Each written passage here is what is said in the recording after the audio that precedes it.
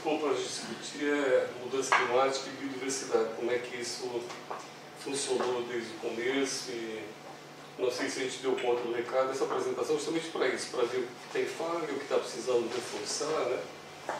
E aí tem uma imagem de como talvez seria o início da Terra ainda quente, com o meteoro caindo, que tem a ver com o que a gente vai falar um pouquinho aí. Aí como ela ficou depois de um bom tempo, né? E como ela pode ficar se as coisas continuarem como estão. Antes e depois de Trump. Aqui uma sequência da apresentação, então, falar sobre a Terra, surgimento e atmosfera primitiva, alterações do planeta, interações da litosfera, hidrosfera, atmosfera, a teoria de panspermia, ou aquele caldo primordial ali, aparecimento de ser vivo e alteração da atmosfera, a Terra passando de uma condição redutora para oxidada, né? Metabolismo e catabolismo e a influência na atmosfera. Bom dia. Bom dia. Uma árvore filogenética, então mais ou menos para que se deram as seres vivos, vou chegar para as mamíferos e tal, composição de espécies, seres vivos, extinção e recuperações.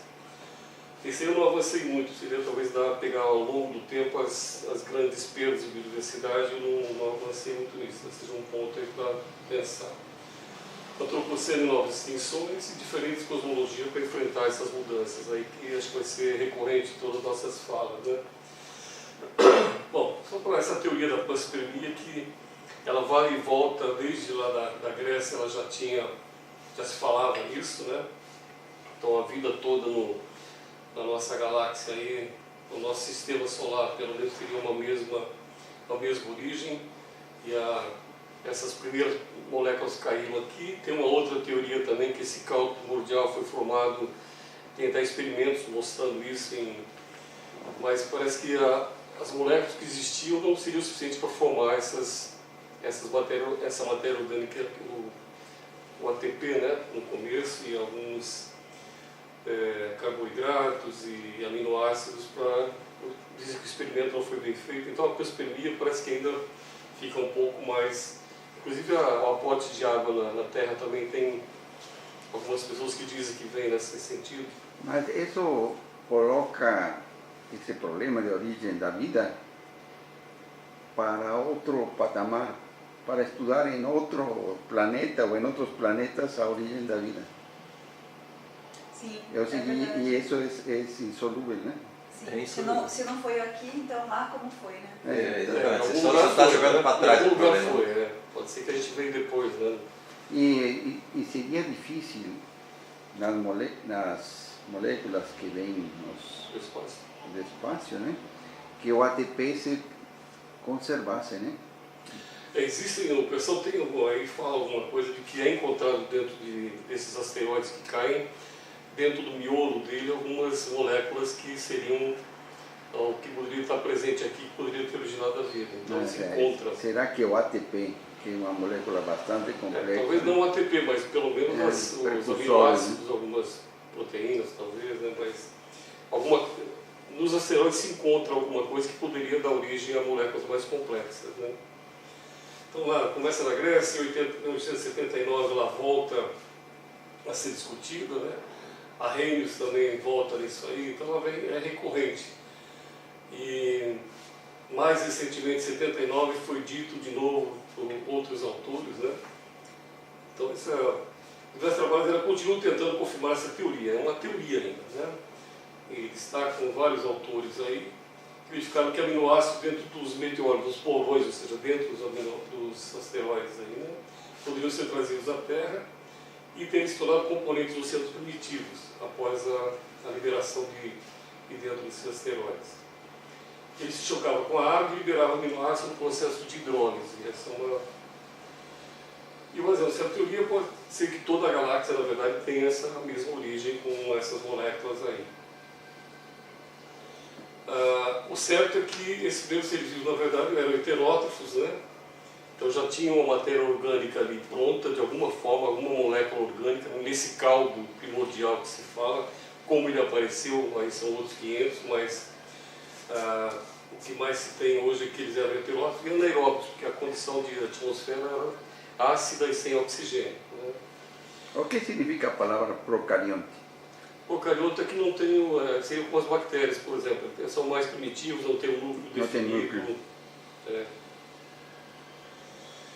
Então eles eram, na verdade, eles eram heterótrofos, né? E depois surgiu a capacidade de utilizar a energia solar para fotossintetizar as moléculas orgânicas, já passando a ser autótrofos, mas usando ainda provavelmente o enxofre como doador de hidrogênio, um sulfeto, né? Só depois a água passou a ser um fornecedor mais universal do hidrogênio.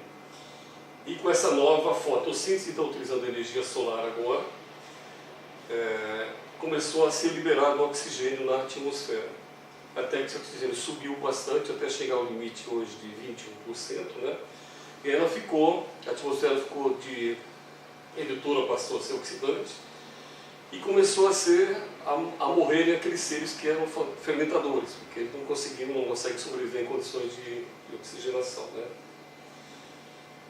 E esse novo catabolismo energético, que é a respiração, que é muito mais eficiente em termos de ATP, gera em torno de 36 ATPs, o outro anaeróbio em torno de 18, então é o dobro, né? Passou a ser um mais eficiente e as condições também ambientais eram propícias para ele. E com essa pressão de oxigênio também, essa troca de O2 para O3 formou a camada de ozônio que serviu como escudo para proteger os seres que antes viviam na água, não conseguiam, eram eliminados pela ultravioleta, né? Conseguiram sair da água para... A maior eficiência que acabou ajudando a gerar um ambiente de oxigênio que permitiu a vida dela, né? É um processo de mão dupla, né? De mão dupla, exatamente. Então, tal pelas condições, você viu sair então da água e começar a chegar a ocupar espaços abertos. Né? Aí, na verdade, vai se repetir um pouquinho isso de outras formas que ele está falando aí. Então, a evolução claro, no resumir, evolução da matéria, oscilações, compensações, então, só dizendo que na Terra, na verdade, entre oxidação e redução, entre quebra e formação de moléculas, a vida é isso, na verdade, é esse caldo, né? Então, o primeiro passo é o sistema solar, recapitulando o que a gente falou, apareceram 4,8 bilhões em torno da Terra, era constituída por vapor de água e ácidos, né? O oxigênio livre totalmente ausente, a Terra esfria, o vapor de água condensa, começa a formar o primeiro oceano, o ciclo da água começa a funcionar, os ciclos biogeoquímicos com a interação da hidrosfera com a atmosfera e a litosfera, né, começam a formar. Aí entra o silício, que eu não avancei muito, mas o silicato tem uma importância muito grande também em pegar esse CO2 e quelar, né? Então, e reduzir a acidez também, né? Sim, reduzir a acidez também. O silício também? Não, então, a atmosfera não tinha oxigênio, não tinha metano, CO2 e muitos ácidos, óxidos, e quente.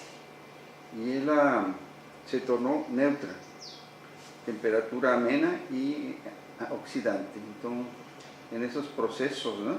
Os silicatos provenientes de intempéries das rochas. Né? Houve muita fixação de CO2 na formação de carbono-silicatos. E esses silicatos foram depositados no fundo, foram possíveis, depositados no fundo dos oceanos, que estão ali ainda, né? O pessoal diz que eu não avancei, não coloquei aqui, mas há um ressurgimento nosso planeta é relativamente jovem, né? Das cordilheiras dos Andes, do Himalaia, a cordilheira dos Andes está crescendo mais ou menos 1 milímetro por ano. Então está em seu erguimento ainda. Esse erguimento leva à absorção de CO2 também pelos silicatos e pela intemperização ali. Então é um fator que a gente normalmente não considera, mas que absorve também isso. É uma outra possibilidade de absorção aí. Então agora ficou esse ciclo aí, né? Geoquímico, e onde entra o carbono, enxofre, fósforo, silício, cálcio, magnésio. Esses processos geoquímicos são a dissolução desses nutrientes que estão nas rochas, né? E incorporação nos oceanos e incorporação nos seres vivos aí também. Então, o resultado dessa interação da hidrosfera e litosfera é química, então não tinha ainda nada vivo aí, era simplesmente esses ácidos começaram a ser neutralizados para o ácido clorídrico passar para o cloreto de sódio, eu coloquei aqui tem. eles passaram a formar outras formações e aí reduzindo essa acidez, né? Eliminando esses ácidos, né? Através de... Então, esses... Qual que é a escala de tempo dessa alteração de uma atmosfera ácida para uma... Mais ou menos uns 3,8 milhões de anos. Ela começou a... Bem no início, né? milhões? Mas Bem ela no chegou... início da Terra, né? Então, mas a chegar a ter oxigênio levou uns 2,7 a 3 milhões de anos, bilhões de anos. Né? Eu posso colocar isso, talvez seja interessante colocar uma escala de tempo aí também, fica mais, sim. né? Eu Para acho que isso é entender, uma coisa bem legal, porque uma das coisas que eu considero que dentro dessa discussão toda que a gente faz é justamente mostrar que os processos que levaram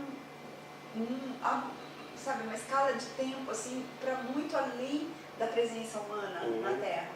E dentro dos processos geológicos isso assim, é muito impactante, né? Se a gente conseguir são segundos, exatamente, fazer uma formação para os alunos que eles se deem conta disso, né? Que esses processos, para que eles existam, para que a gente tenha essa condição tão propícia para a vida, é muito tempo, é toda a história do planeta.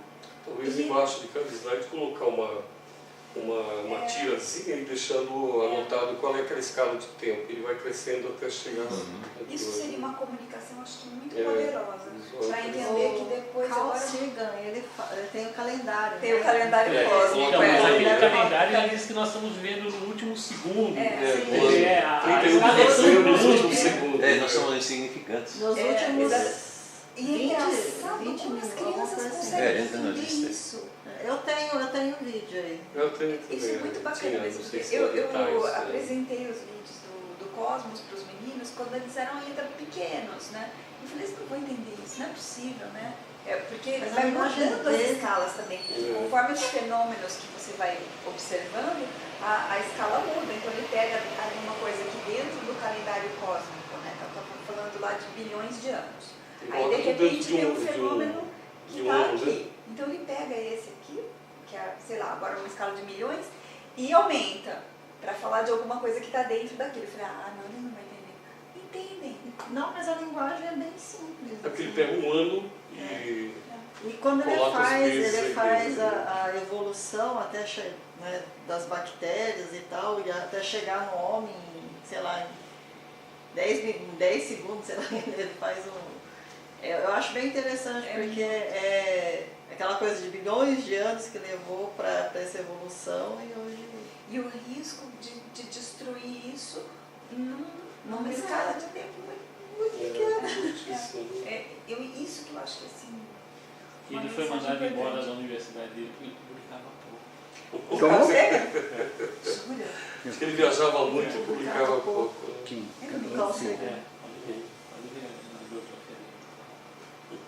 A gente vai tudo se Aí vem as avaliações que a gente faz de CAPES e tudo, né?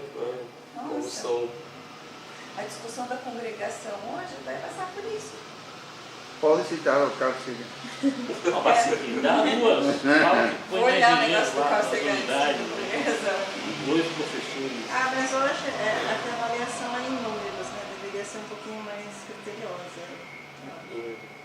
Bom, então esses minerais ajudaram esses seres aí autótrofos a aparecerem, na verdade, utilizando o sulfeto, né, que foi formado a partir desses ácidos. Então, a primeira etapa é o consumo direto de ATP. Então, parte do processo que esse ATP existia no espaço, no cálculo. De alguma forma ele se fez. Essa é a teoria. Tá? Essa teoria é mainstream? Ela é mais aceita? Ainda então passou de um ser autótrofo que usava esse material ali, um ATP já, né? E pegava a matéria orgânica pré-existente. Então ela juntava, mas o ATP estava presente de alguma forma. Tanto é que diz que quando esse ATP começa a diminuir no ambiente, aí os autótrofos começam a crescer. Aí começam a aparecer as bactérias que faziam a fermentação, né, utilizando o ADP para formar o ATP e energia solar para poder fazer isso, a energia química, né? Então a segunda etapa foi a glicólise, a adaptação aos questões de penúria de ATP.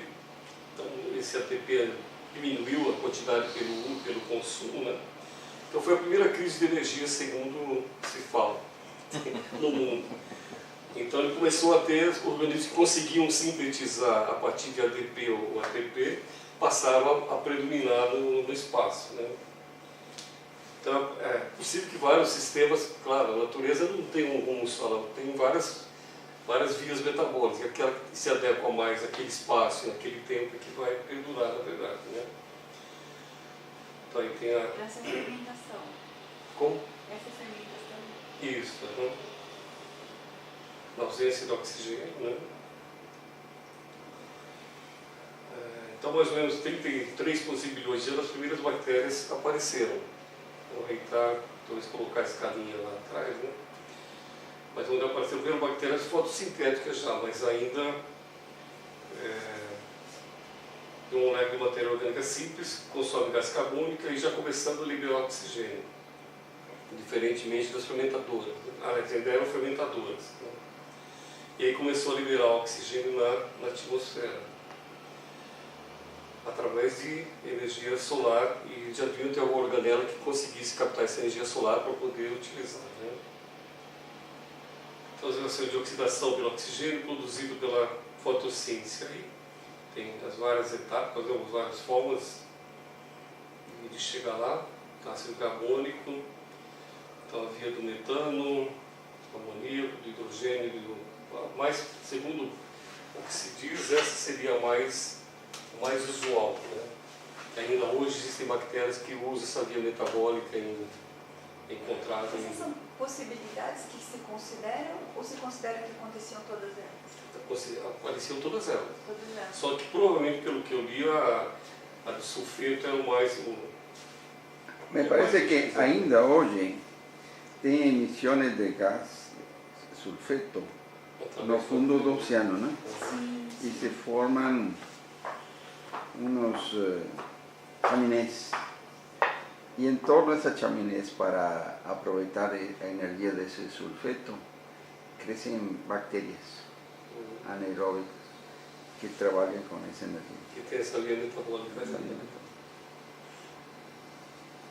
E aí passou essa fotossíntese dos autótrofos, então, né, utilizando a energia solar agora, né, para juntar as moléculas de carbono e sulfeto, formando a glicose, né? Então, aí tem a data aí que isso aconteceu mais ou menos, né? Tem duas 2,7 bilhões de anos para fotossíntese. Então, uma que era feita com base no enxofre, isso tem isso, composto com enxofre, que é sulfureto. Isso. E a outra para ter CO2 mais a água. Então, no começo ele usava o enxofre como doador de elétron, no caso. E fonte Depois passou a utilizar de energia, né? Depois a energia solar e a água como doador de elétron, o hidrogênio, na verdade, como doador de elétron, né? Aí que começou a liberar o CO2, o oxigênio. As cianobactérias, se estão se não tomar informados, é muita importância na geração de oxigênio na Terra. Quer dizer, são base da nossa vida, na verdade. Mas antes disso, tem as cianobactérias que são evolutivamente ali entre bactéria e quase que alga já, né? Isso.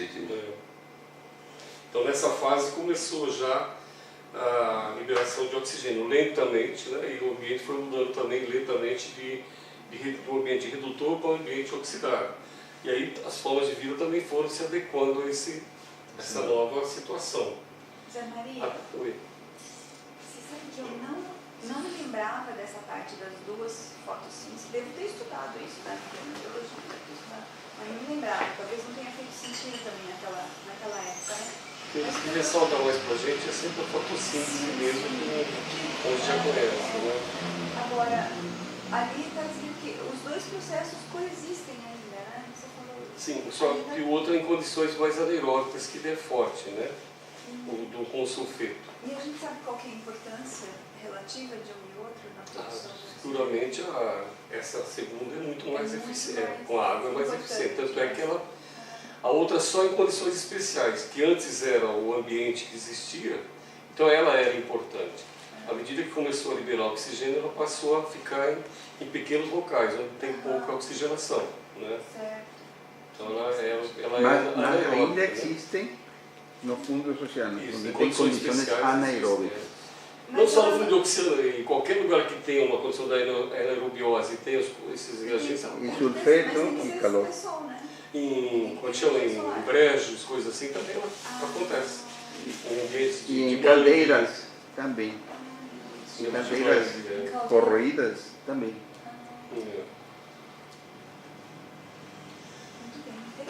Então, mais ou menos 1,5 dias após o início da fotossíntese é quando a taxa de oxigênio ficou bastante grande já, né? Então o oxigênio invade e polui a atmosfera, porque ele passou, uma coisa que não existia passou a existir. Foi um poluente naquela época, né? Porque todos os seres vivos que estavam ali morriam com a presença de oxigênio. O oxigênio era danoso para eles, né? Esse que é o processo que é chamado de a grande oxigenação? Exatamente. Que passou de nada de oxigênio a traços e depois chegar aos 21% que a gente tem hoje, né? Há 2 bilhões de anos. Passou a ser um veneno, né? 1,5 bilhões de anos. Você usou 21%. Nós não chegamos a índice de 35%, eu vi em algum lugar. Que na época dos dinossauros era 35%, porque eles são enormes, coisas desse tipo. Eu sei que ele foi um pouco maior, mas ele chegou a 30%. Eu vi que ele teve um salto, depois ele entrou no equilíbrio. Mas eu vou tentar resgatar esse texto. Eu vou tentar ver também. Então, perguntei pode ser. Porque como é que ele chegar e parar ali naquele pontinho, sabe? Tem oscilações até estabilizar com as condições todas, né? É incrível, né? Porque, digamos, é bem antigo já, né? Não se altera, né? Impressionante, né? E é uma coisa que permitiu essa evolução, essa vida que a gente conhece. Que a gente conhece hoje, né? É maluco, né? Como as coisas são casuais e vão indo numa direção que a gente vê a situação, mas não faz o retrospecto. Né? E o bacana é como você chega nesses índices relativamente corretos, fazendo aquelas escavações na Antártida e no Ártico. Né? É impressionante. Isso é muito bacana. Bom, então aí a gente começa a ter um catabolismo já diferente que não existia, né? Que é, no caso, a respiração aeróbica, que gera muito mais energia, aí no caso, gera 36 ATP, quando na fermentação ela é menor.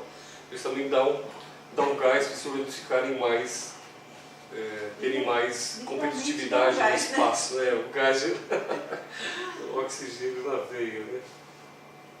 Então, ele mais calorias, ele tem mais. Eu vou te finalizar com a mesma pergunta até o final, Zé Maria. Isso aí foi quando? Então, é aquela ali que a gente viu 1,5 bilhões de anos, mais ou menos, né? Esse processo por equilibrar a taxa de consumo. Do novo catabolismo, ele surge junto com a grande oxigenação. É logo em seguida, então deve ser um pouquinho assim, mas é por aí. Então, eu acho que nesse processo tem uma vantagem competitiva aí no ambiente, né?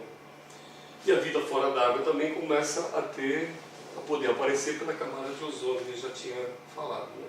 E aqui fiz um resuminho disso aí, mais ou menos, só para entender. 50, aí está em alguns, a terra quente, a atmosfera redutora, ácidos presentes, passando depois uma terra esfriando, ainda um ambiente ácido, ciclos biogeoquímicos, né, interagindo ali fortemente, atmosfera, hidrosfera e litosfera, e a neutralização desse ácido já permitindo, né, de HCl passando para NaCl, e aí as formas que eles foram saindo de uma fase ácida, né? Aí 3 bilhões, 2,7 bilhões de anos, esses heterótopos usando a matéria orgânica, ainda a partícula primordial, então ainda não conseguiu sintetizar nada, eles tinham que ter matéria orgânica pronta ali no ambiente. À medida que isso foi diminuindo, eles perderam a competitividade, e aqueles que conseguiam sintetizar de alguma forma ficaram mais eficientes, né? com essa crise de energia, os crimiotróficos anaeróbicos passaram a dominar o ambiente, né? Então, sintetizaram ATP usando ADP, mas uma fonte externa de energia que não era, podia não ser ainda a fotossíntese, né? Aliás, usando energia solar, mas fontes de química, como sulfetos, por exemplo. Né? Aí está um pouco antes de 2 bilhões, né? Porque 2 bilhões é esse que vem agora. Isso, né? Eu não coloquei aqui, você está colocando, né? 1,5, né? Mais ou menos 1,5 a 2 bilhões, né? Então as bactérias fotossintetizadoras liberando CO2, ou o oxigênio, né? Que era tóxico anaeróbico, redução da capacidade de ficar de oxigênio, e começa o acúmulo de oxigênio na atmosfera, que era de 0,01, passou para uma atmosfera oxidante aí, e mudando todas as condições do planeta para quem estava vivendo ali. Então passa a respiração aeróbica a ser predominante pela presença do oxigênio, né? E com mais eficiência também em forma de energia. E a gente, no final, tem uma vida fora d'água em função do ozônio, né? Zé Maria, muito bom. Parabéns. Precisa dar umas mexidinhas nessas coisas agora para ficar mais claro, só mais nítido, né? Isso poderia depois, esse mesmo gráfico depois você poderia apresentar numa escala de tempo, cada bolinha. Não, eu acho que como está muito bom. Sim, se eu repetir ele, né? Pondo as bolinhas numa escala temporal, tá certo? Ou seja, e aqui ela dá apesar poderia ter várias linhas, você poderia, se for uma apresentação, estou pensando, né? Certo. Poderia fazer uma escala temporal com várias linhas, até deixando uma bolinha para dar proporção, né? Entendeu? Mas olha, essa aqui está muito legal. Remete bem a isso que você está falando aí, né? Então você tem níveis aparecendo não, tem a linha temporal, perfeito, perfeito. Condições inóspitas lá, a origem da vida, a presença de matéria orgânica, já deveria ter, todos eles consideram que tinha que existir essa matéria orgânica, né? Nossa, da onde você tirou isso? Eu tenho lido, eu peguei, está muito interessante. Assim, está bem feito, hein? Aqui o níveis crescentes de CO2, o quimiotrofismo, oxidação de matéria orgânica, matéria metanogênica, aí aparecendo a fotossíntese, né?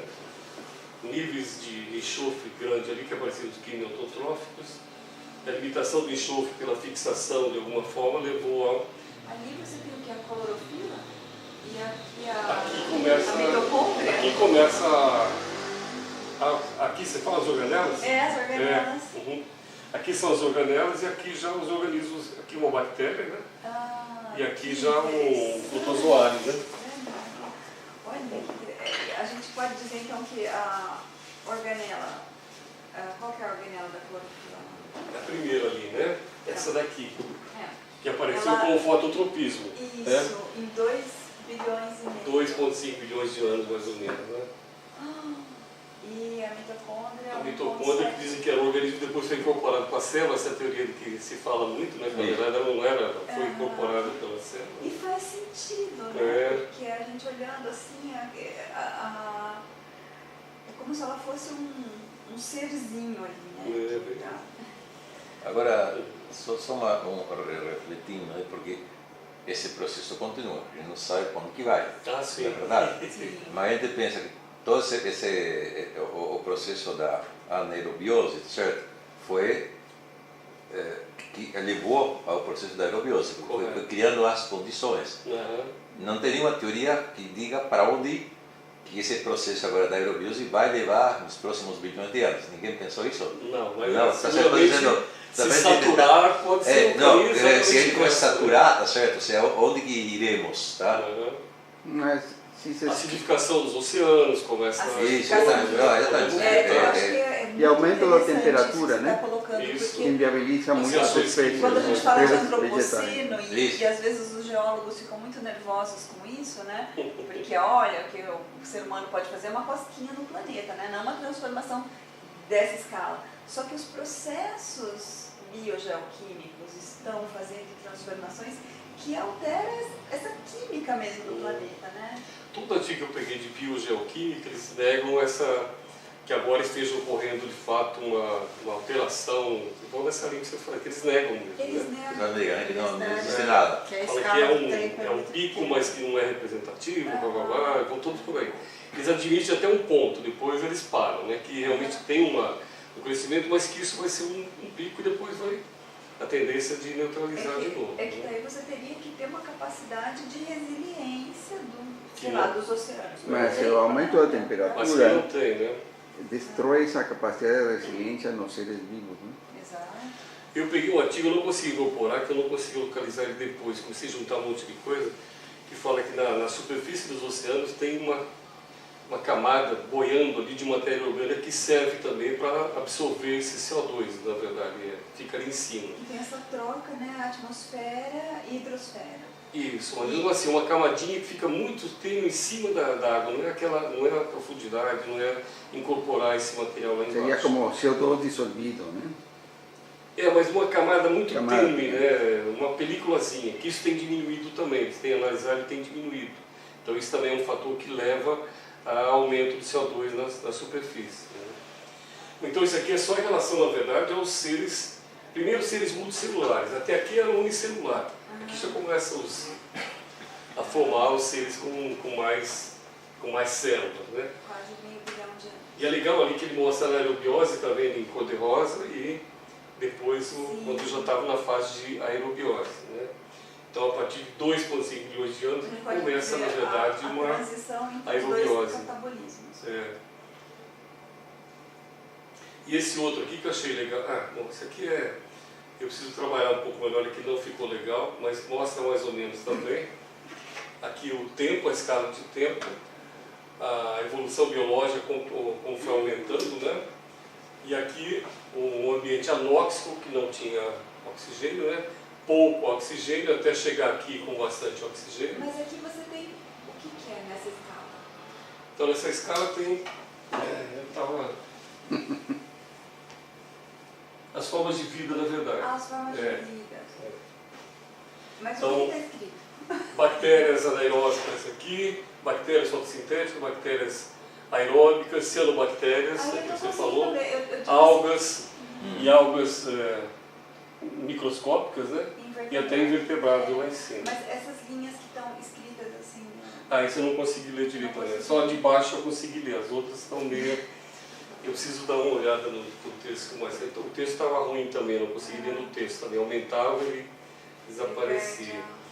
Mas é meio dispensável isso daí em função daquela outra, acho que a outra está muito mais clara, né? Eu coloquei para a gente ir vendo o que era mais importante colocar. E esse que eu achei legal também, que ele pega desde o Big Bang, né?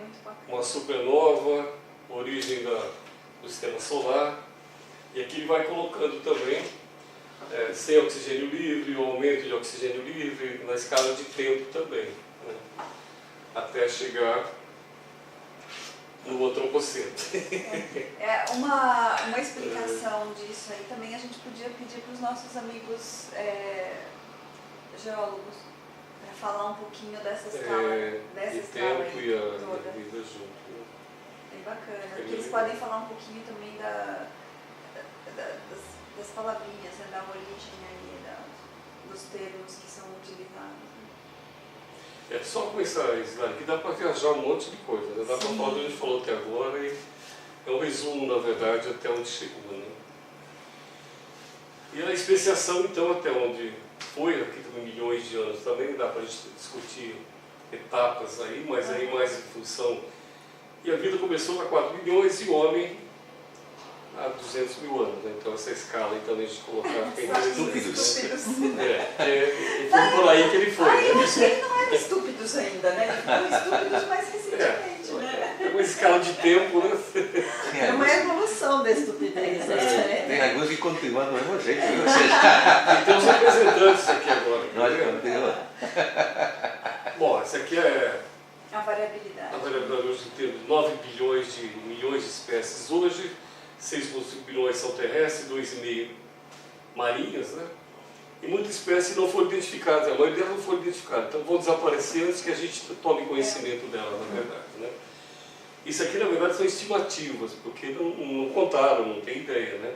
Em função do que tem, mas ele percebe que os animais são predominantes, só 12% identificado.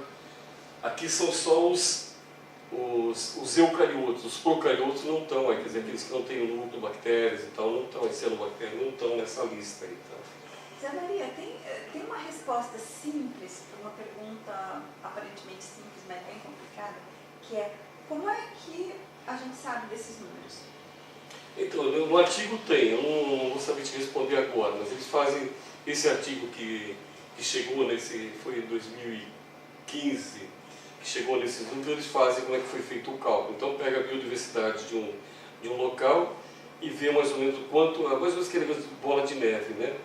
Aquela teoria de bola de neve, que você vai vendo até onde você estabiliza a resposta. Então não estabiliza a resposta, eles estabelecem que vai ter um patamar de tanto ainda para estabilizar essa amostragem, por exemplo. É mais ou menos assim, mas eu posso resgatar isso direitinho, mas é mais ou menos nessa linha que foi feito. Fazendo uma amostragem para o tipo de bioma e fazendo extrapolações? Sim, mas já nesse lance de bola de neve, você pega uma amostragem de tanto, vejo quanto tem, e extrapolo pelo que eu não avalio ainda, tem uma certa ideia, né? Tenho certeza que animais são mais, mas na verdade as plantas foram as mais identificadas até agora, né? Tem uma maior porcentagem de identificação e algas, e aqui mais por conta também de necessidade de trabalho, de interesse da indústria, que tem mais identificações aí. E de plantas até porque é mais visível, na verdade, a gente usa mais, né? Mas é mais ou menos isso que a gente teria hoje.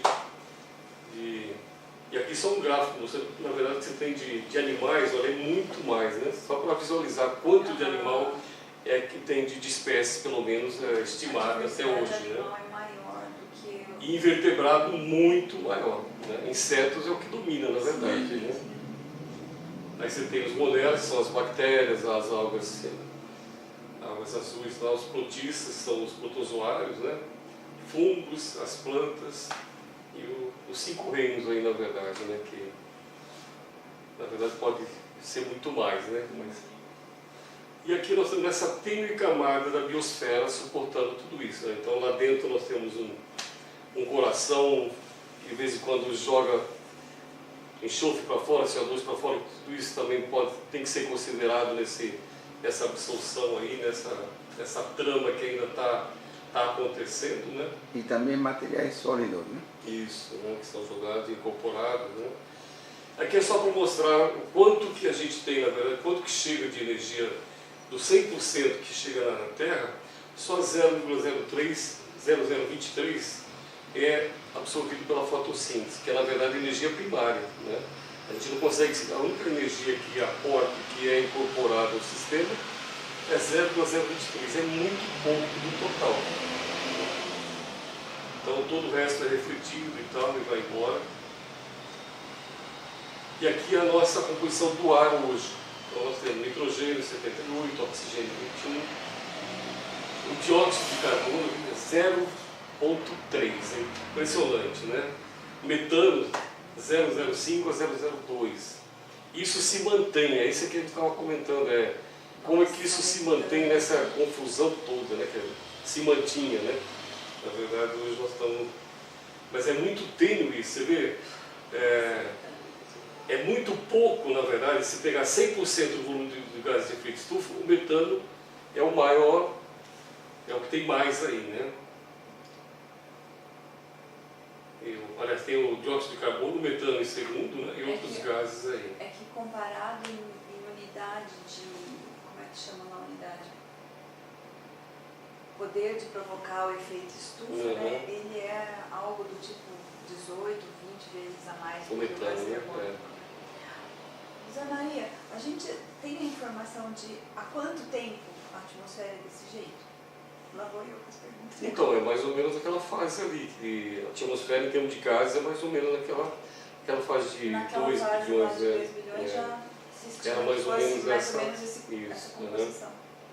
isso tem alguma variação, como o senhor falou ali, mas eu preciso dar uma buscada quanto subiu, quanto abaixou, mas o que eu li até agora que mais ou menos estabilizou nessa fase. Aqui tem uma relação com o trabalho de Lovelock e a teoria Gaia, né? Porque ele comparou as atmosferas de vários planetas. A única atmosfera que estava em desequilíbrio é a da Terra. dentro do sistema solar. Solar. Ou seja, é uma atmosfera que está em desequilíbrio. Todos esses gases iam se oxidar, né? E desaparecer. Criar gases inertes. É porque tem a vida. São então, isso é por causa dos processos biológicos que existem na Terra. Que faz se manter. E outra coisa interessante também é que nesses períodos, né, o calor que a Terra tem recebido do Sol tem aumentado. E os ciclos biogeoquímicos, com a inclusão da vida, permitiram que a temperatura se estabilizasse, apesar do aumento da energia calórica recebida. Isso é impressionante. Impressionante. A capacidade de amortecimento. Isso. Dada pela vida. Agora, eu tenho aí um livro em que diz que depois vai haver um aquecimento. Ou seja, que com vida a temperatura é menor, mas depois vai subir. E sem vida aumentaria a um nível maior e depois teria outra subida. A temperatura no planeta. E nós estamos tirando. Então, mas não li, só biográfico. Com a vida ou sem a vida tem uma tendência de aumentar, mas E com a vida vida abaixa. demora mais para acontecer isso. E é mais baixo o pico também, né? Nós estamos tirando tudo que tem de vida na superfície, né? Deixando praticamente terra nua, né? Principalmente, pelo menos uma época do ano, terra está nua, fora a mineração e tudo que também detona, né? E aí o tipo de proteína que a gente vai correr atrás também, né? Então, 46 porcos produzem o equivalente a 4 de petróleo e é o mesmo produzido por 5 vacas, por exemplo. Então, é melhor ter 46 porcos do que 5 vacas teriam, mas em relação ao metano, a mesma coisa. Então é melhor a gente comer porco. É. Uhum. Sabe que eu não sabia? Vocês sabiam disso já? Que é melhor comer porco? É melhor comer porco? Para melhor comer pouca proteína. Para acabar com eles, não? Por isso, para acabar com eles, para eles pararem de... Os muçulmanos não vão gostar, não deveriam gostar. 46 porcos alimentam mais gente do que 5 vacas, Sim, né? E a carne é mais barata. Bom, aqui tem várias mais formas nutritiva, de... né? Dizem que para a saúde assim, é melhor. É boa, né? carne boa. Tá bom. Dependendo da carne, ela não tem gordura. Você pega o Teve uma época que lombo, eu por não exemplo, comia não tem muito gordura. Perfeito. E mais barato. Mas era preconceito. É que a gente tinha um preconceito em relação às vermes, não. Como é que é? As As vermelhosas. vermelhosas que tem. Mas a carne crua também, depois de cozida, ela não tem mais problema. Então, mas é que antigamente porco era aquele porco de chiqueiro e tal, né? Agora já Que não deve é. voltar, porque é muito mais Deveria saudável voltar, né? aquela banha e tudo do que E se chama ser cisticercose? Eu acho que hidrogenado. é esse Cisticercose. Bom, aqui tem várias árvores filogenéticas que poderia estar viajando nelas, né? Mas a ideia é que elas partiram da esquerda para a direita e o crescimento aí de baixo para cima. Então os animais aqui teriam no topo, né? E aqui os mais Esses primitivos. arqueias são aqueles que tem o catabolismo do enxofre, não? Então seriam as bactérias. Primeiro, na verdade, as proteobactérias estão ali em cima, mas esses termófagos aqui, na verdade, estariam por aí, né? Porque eu vi metanococos, metanobactérias. Onde então? Ah, sim, mas ali seriam já aqui são mais primitivos, ali já são bactérias mesmo, né? Já são mais evoluídos, né? Aqui eram protobactérias, na verdade, né? Bactérias e bactérias. Aqui tem, se pegar esse ramozinho ali do fungo, por exemplo, onde está ele? É a direita em cima. Isso. Animais e fungos. Isso, seria por aqui assim mais ou menos seria, né? As aves e aqui as plantas, as gimnospermas, as dicotiledôneas, né? Os fetos arborescentes que ainda estão por aí, muitas dessas plantas estão todas por aí, uma grande parte, né? E aqui uns que que saíram do sistema, mas mantenham alguns ainda, né? E aqui a gente, né? A gente falou provavelmente de insetívoro, então estamos voltando ao lance do pessoal produzir inseto com proteína, que é uma boa fonte, né? Vamos voltar aos primórdios de onde a gente veio, né? Os orientais estão fazendo bastante isso, né? E é uma fonte de proteína, o camarão por aí também, né? Só que mais sofisticado. E aqui os representantes atuais e seus assemelhados. Depois que o Mohamed era para ter vindo. Esse é o sonho dele. E aqui tem um outro. Ele ficou até na mesma pose. Exatamente. Aliás, esse slide é dele. É dele. Uma apresentação que eu quero aquele slide. Ele passou. E aqui, em relação ao crânio e as circunvoluções que estão acontecendo também, né? Dentro do Cara, nosso... tem um professor de economia aposentado, você não deve ter conhecido o Gonça, você lembra dele? Lembro. O Gonçalo. Ele tem uma barba assim, cara, ele é idêntico um macaco de barba, até tem os dois. dois, não consegue distinguir. Seria esse? É? Não. Seria mais ou menos. Meio outro macaco. As nossas semelhanças aí, né? E mais ou menos a vida como é hoje, o planeta como é hoje, né? Com rios, matas, os produtores primários e toda essa biomassa em cima, um fluxo energético em função de reciclagem aí, que é interessante ver o quanto dos produtores, ou seja, os autótrofos, né? As plantas na verdade, e quanto eu chego lá embaixo lá em cima eu tenho 809 gramas por metro quadrado, que ele consegue absorver. Hã? Isso, mas o quanto, por exemplo, o metro quadrado daria para os produtores e quando chega lá nos carnívoros, decompositores, então 5 gramas lá começa com 809, né? Quando o que aporta é uma coisa enorme, a gente só usa uma parte pequena para fotossíntese aí, né? 98% então vai embora, né? 2% mais ou menos, nem 2% que a gente usa aí. E aqui precisa trabalhar um pouco melhor isso também, colocando aí nos silicatos aí, né, que eu não coloquei. Sendo professor, eu só aproveitei num slide aí, precisa trabalhar melhor para mostrar o quanto tempo levou para esses 15 milhões de anos para remover o CO2 da atmosfera totalmente, né?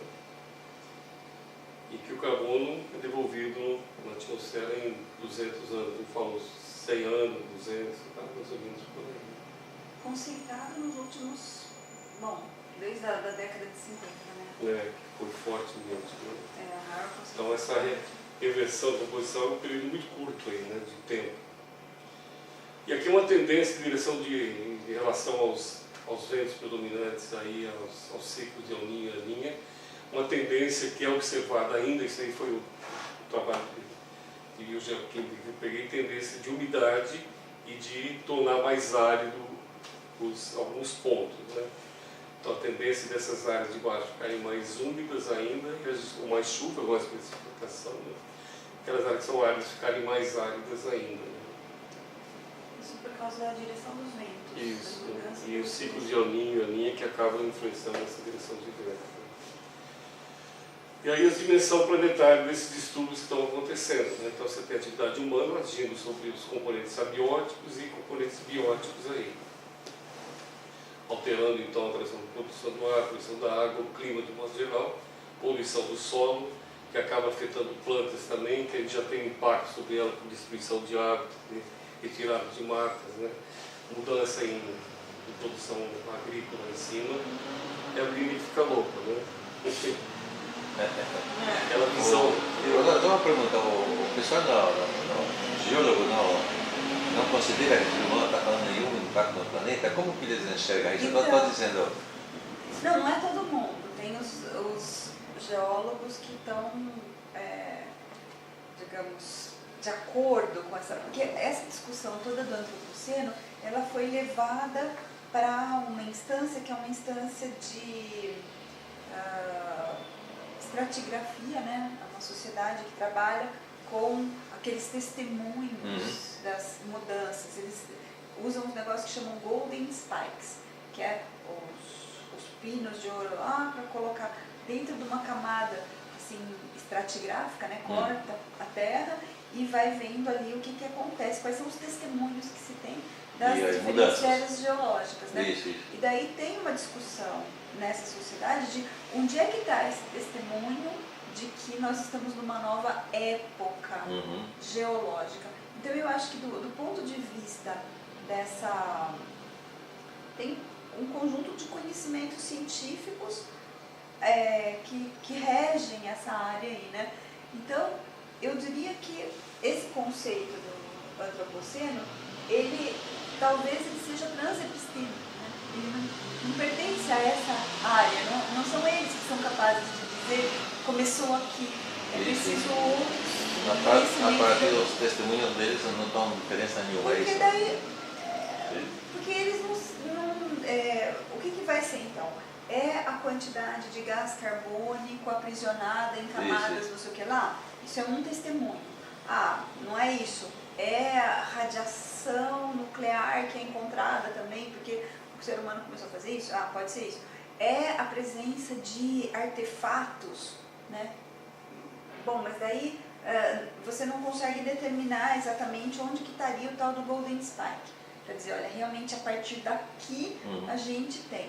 E outra coisa que eu vejo dentro da discussão mais dos geólogos é que a capacidade do homem de fazer essas transformações, ela não seria superior a outras forças cósmicas e geológicas, essas sim que continuam dando o motor da mudança. Né? Eu peguei um artigo nessa linha, justamente mostrando que as ações antrópicas não são superiores, o quanto aporta de CO2 é menor do que geologicamente acontece ao longo do tempo. Eu acho que o plástico no mar poderia ser um indicador. Então, mas aí você teria que ter isso nos testemunhos estratigráficos lá. Não sei, mas uma camadinha superficial nessa história da Terra que é impressionante porque a natureza, né, e os ciclos biogeoquímicos não produzem plástico. O ser humano. E eu acho que tem uma coisa aqui, por isso que eu digo, talvez um conceito, não sei se estou usando de forma correta, mas acho que vocês entendem o que eu digo, né? Quando eu falo do transepistêmico, é assim, não dá para dizer que é um conjunto de conhecimentos de uma sub-área de uma disciplina, ou seja, a estratigrafia dentro da geologia que vai dizer se a gente está vivendo ou não. Sim, os geólogos não podem medir a perda da biodiversidade. Exatamente, existem outros fenômenos ali que não tem registro disso nessas camadas ainda. Provavelmente vai ter lá no futuro, e daí o seguinte, né, já foi. Se a gente está dizendo que esse é um motivo científico, né, é um alerta científico de que devemos mudar algumas coisas, se esperar chegar lá no registro, olha que teve uma grande extinção e acabou tudo. Então é tarde demais, né? Tem um artigo que passei para vocês. Tem um artigo que é meio de provocação científica que chama hipótese siluriana, não sei se você viu. Tá? Que basicamente eles dizem o seguinte, olha, se sumisse vamos supor que se o ser humano se extingue da Terra, daqui a 500 milhões de anos a gente não vai encontrar nada, tá certo? Estou dizendo o seguinte, some todo, ninguém saberia, uma futura civilização não saberia que existiu a humanidade, tá certo? Então, que único, eles ficam discutindo os testemunhos, o que a gente poderia supor que existiu alguma civilização, que ela provocou alguma mudança dentro do clima do planeta, que seria o seu testemunho. Eles discutem que a única coisa é a elevação da concentração de CO2, tá? de dentro. Aí eles começam a olhar um horizonte aí de 1 bilhão de anos e notaram que existiram assim distintos momentos de um aumento grande de CO2, depois estabilizou.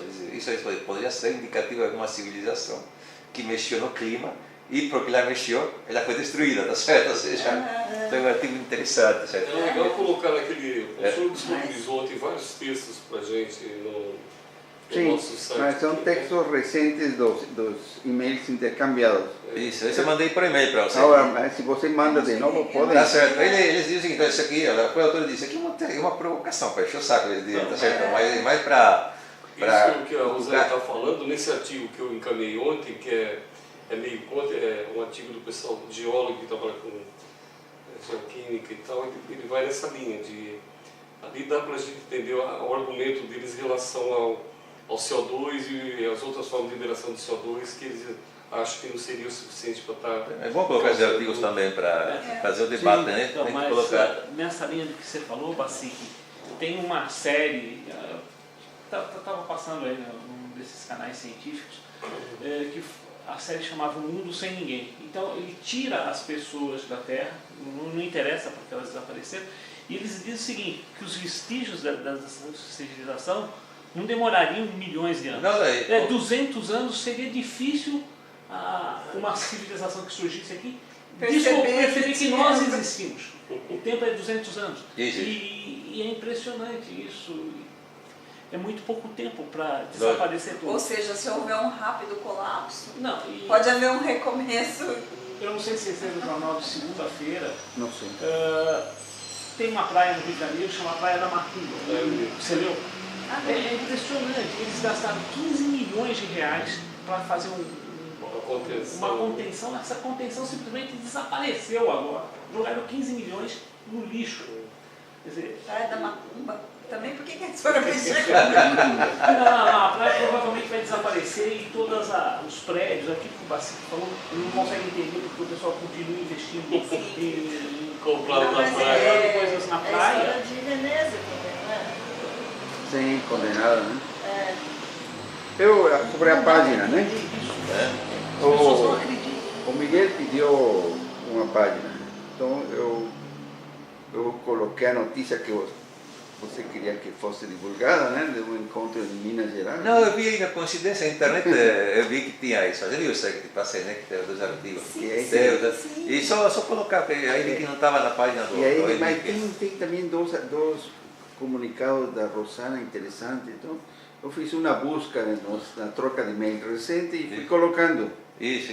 Mas foi o início. Se vocês tiverem mais informações, vocês mandam com os links, né? Título e link, e eu vou colocar. Das coisas que a gente já fez.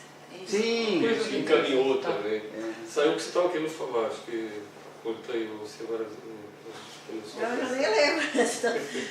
Mas é sobre essa linha do tempo, né? Que o Bacic estava falando. Será que nessa civilização que se extingue não ficam aqueles que são resilientes, né? E aí deles surge uma nova civilização que daí leva mais 200 mil anos para formar uma outra civilização? Será que a gente não vive esse ciclo, será? Eu acho que a gente está no reino das especulações. Fica... Voltar não dá, é não difícil dá de para você... recuperar essa história, né? Exatamente. Não tem ainda evidência, Não, nada disso fazer não o seja caminho possível, contrário, tá certo? De lá para cá. Não quer dizer que não seja uma possibilidade, né? É difícil provar. Não de lá para cá, mas eu acho que assim, é que para nós o de cá parece ser primata, sei lá. Mas de repente nós somos os primatas das condições de outros. Eles evoluíram. A evolução não acabou, né? Ela continua. De repente ele exatamente. De repente, isso é uma coisa também se você tem de transmitir essa ideia. Porque é um pouco como os economistas trabalham com a ideia de progresso, né, de desenvolvimento. A evolução Que sempre parece para que coisa sempre melhor, né? Olha, o futuro é claro que vai ser sempre melhor, né? Porque é um determinismo, assim, né? E a evolução também, né? Então... você viu a troca de e-mail com o Ademar, né? Que tava... Ele, no fundo, tem um otimismo tecnológico, quase que... Sim, a tal da energia. Infantil, né? Infantil. A coisa da energia do Ademar eu não entendi. Teremos energia ilimitada, superabundante. Porque ele acredita nesse... Qual é o papel do economista? É acreditar no engenheiro. Exatamente. Você também é engenheiro, então. Eu sou economista. Não, mas nós somos engenheiros. Então, os economistas acreditam que os engenheiros vão ser capazes. No fundo, por trás de tudo tem uma fé. Tá certo? Que a ciência resolve tudo. Ele tem a fé do progresso benigno, por exemplo. Eu já não tenho essa fé. Já, sabe, no fundo é uma questão de igreja. E essa fé que move a construir a ciência, mas direcionada pela fé. É muito engraçado isso, porque a gente não pode provar nada, tá certo? Na prática. Você só olha as evidências ou então levar. Deus passa a ser a ciência. Tem um pequeno vídeo, 200 países em 200 anos. Isso, mas aquilo é otimista. É otimista, lógico. E ele põe dados ali. Não, mas é perfeito, mas tá. O problema é que você nunca sabe se isso aí vai se manter, tá certo? Ou seja, ou se isso aí não foi uma coincidência, de fatores que levaram a uma certa melhoria. E depois, ele vai continuar essa trajetória? Sabe isso que eu estou dizendo? Você não sabe isso, tá? Não precisa ser todo. Agora, tem uma ideia que é um suposto e uma necessidade para todo o raciocínio, que é a questão dessa fonte limpa e infinita de energia. Eu pensei, só pode ser o Sol, né? Porque É uma broinha. a energia nuclear não deve ser, né? Espera, imagina. Não deve ser energia nuclear, então deve ser solar que está pensando, mas como? Então, mas aí eu como engenheiro, quer dizer, tem um pessoal estudando energia solar, fazendo painéis, achando que dá solução de tudo. Não é bem verdade. Primeiro, você vai ter materiais para fazer painéis solares para todo mundo. Esse é o ponto. A durabilidade de um painel solar desse, eles estão dizendo que é 20 anos. Não é, deve ser. Eu já vi no exterior painéis totalmente destruídos com 10 anos. Então, tem que pensar de intempéries também, né? Mudanças climáticas, tal, não sei o quê. Quando se gasta de energia para fazer esse material também? Você precisa de petróleo para fazer ele. Então, você vai ter energia para. Quer dizer, a energia que ele vai gerar, quanto você gastou de energia para fazer isso? Tem um artigo que mostra aquelas torres que você mostrou, quer dizer, quanto gastou de energia para fazer aquela torre, a pá da torre de energia eólica, acaba sendo quase empata com a energia que ela vai gerar ao longo da vida dela. Exatamente, e ela vai gerar lá um trambolho que não se faz nada daquilo depois. Você fala, poxa, não é tão simples assim. Não é tão simples, né? Só completando, o carro Tesla, que vão fazer que todo mundo comprar carro elétrico. Só que então, ele precisa de 8 módulos de baterias que vão durar 5 anos, que custam 20 mil. Custa quase 20 mil reais cada módulo desses. Isso, e quanto você precisa de energia para uma bateria? E como você recicla? Quanto vai gerar de resíduo isso? Não, você vai gastar. O preço do carro é que em 5 anos você vai jogar fora, você vai ter o dinheiro para comprar outro carro. E eles não fazem carro popular, não. Eu sou carro de luxo. Não, mas e depois o problema básico é o seguinte. Você imagina que a gente conseguiu achar uma forma de fazer baterias que durem muito, sejam baratas e não sejam poluentes para reciclar. Eu acho impossível, tá? Tudo bem. Quanta energia elétrica como você vai gerar energia elétrica para mudar esses carros se todo mundo quantas hidroelétricas você precisa, quantas termoelétricas vão estar em operação, porque é ineficiente. Da água não seria utilizando energia solar, não seria um caminho mais adequado, talvez, né? Pelo menos tem aí... Não, tem, mas o problema é armazenar hidrogênio. Como se armazena? É uma molécula muito pequena, ela penetra em todo o material, ela é extremamente corrosiva. De uma reserva, conseguiu armazenar o vento, não é? Eu recebi uma piada dos carros movidos a pulmo. Metano. Então, muito poluente. Muito engraçado. Aí a pessoa comia um sanduíche, ficava fazendo pulmo e alimentando o carro. Daí tinha os postos, né? Daí tinha os ônibus. Bom, e isso exige também uma sociedade estável, né? Sendo que a sociedade também está sendo um processo de grande inestabilidade. Pequeno detalhe, professor. Esse é um pequeno detalhe do mundo. Do processo todo. Bom, aqui só para dizer que os programas antes eram locais, agora são globais, né, em função de tudo que está acontecendo. E os limites climáticos perigosos, que a gente viu que já chegamos em alguns, o que está em azul é que a gente está acontecendo agora, estamos vivenciando isso, né? As juventudes da geleiras do Kilimanjaro estão diminuindo, ficando muito pequenas. Nos Andes o pessoal, eu tive visita no Peru, o pessoal fica alarmado o quanto as geleiras estão desaparecendo ali na região. Muito e essas civilizações dependem das águas da geleira. Totalmente. O que acontece quando ficam sem água? Como que vão ter água? O Chile, a água toda do Chile é Isso, exatamente. Né? estão usando para a agricultura de uma forma maluca, né? Exatamente. Posso colocar um comentário? Ontem assisti um vídeo de uma cerimônia no México para informar que 300 bacias hidrográficas foram privatizadas. Que bom, hein? Que louco. 300. Isso é uma coisa no mundo que está se ficando... Nossa, mas como que as E pessoas na cerimônia... Fizeram uma cerimônia que comemorar? Sim. E o presidente da World Wildlife Foundation Estava presente. participou. Mas hoje Foi lá comemorar junto. Sim. Poxa vida, hein? Isso diz muito a respeito deles. Você sabe aquela Inês lá que tem passado esse mês? Denuncia sempre aos ONGs, que diz que as ONGs são absolutamente muito perigosos. Tá certo? Algumas são mesmo. São que tanto, todas elas denunciam muitas delas. Na prática, o objetivo delas é a privatização e a entrega para os governos, para os países centrais de todos os recursos, os países mais isso, tá vendo? A gente deveria fazer uma sessão sobre os 2 livros do Dardot e do Laval. A nova razão do mundo e o comum. Que isso faz parte dessa dos novos cercamentos, né? A transformação não do que é público em privado, do que é comum. Isso. O comum em privado. Que é uma coisa assim. Não, é muito uma O compreensão. petróleo no Brasil agora, né? Hoje tem uma página inteira no Estadão e outra na Folha para privatizar todas as estatais. Uma matéria paga num desses movimentos. Isso. Tá bom, Caramba, esses momentos que estão aí crescendo. A universidade está muito parada nessa discussão. Está muito parada, porque a discussão do neoliberalismo a partir do Dardot e do Laval, eu acho que tem é uma provocação muito mais forte do que outras que a gente tem acompanhado, que não tem força para... Eu acho que é uma coisa de povoar o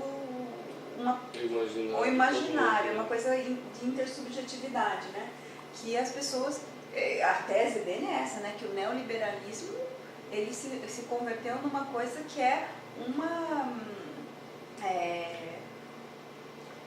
uma realidade intersubjetiva. As pessoas acreditam nisso, acreditam tanto que elas se tornam realmente empresárias de si mesmas. Esse é o ser humano hoje, né?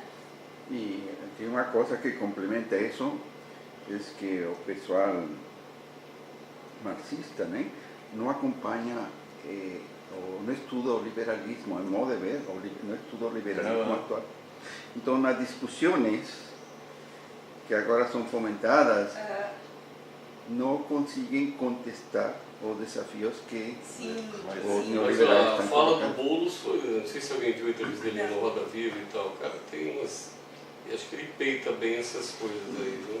Então, mas isso é importante, né? É muito importante e eu não sei como que a gente transforma uma coisa que é subjetiva e que é intersubjetiva, porque isso foi sendo construído, não é assim tão antigo, né? Sim. Essa revolução do pensamento. Com uma crítica, né? Mas é que a mídia... Mas uma crítica que seja atualizada, né? Toda hora.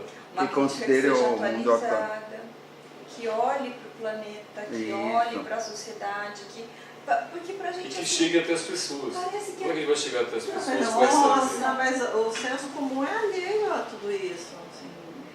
Eles só entendem aquilo que a mídia vende. Que é veiculado. Que é veiculado. Que é bom ter carro isso, que é bom vestir assim, usar Nike, essas Eu acho que coisas. isso é um aspecto muito importante. Muito importante. Mas quando a gente fala mídia, você pensa que, poxa vida, quem que ouve essa mídia, né?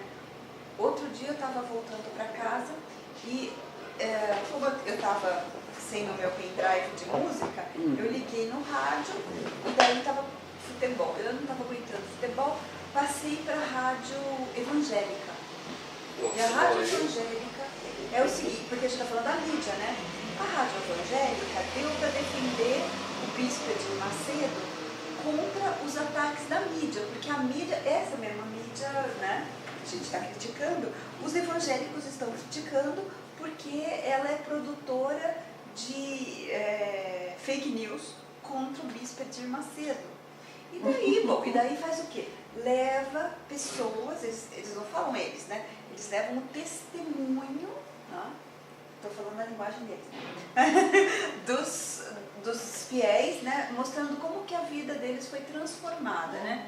E toda a base da transformação da vida do sujeito é assim, a mãe que tinha filha ou filho nos presídios, eles estão fazendo estão penetrando os presídios brasileiros. Sim. Na coleta de fiéis que estão lá dentro e que estão fora, que são as famílias, né? Tudo desesperada, porque é uma população carcerária gigantesca, né? E qual que é a intersubjetividade aí?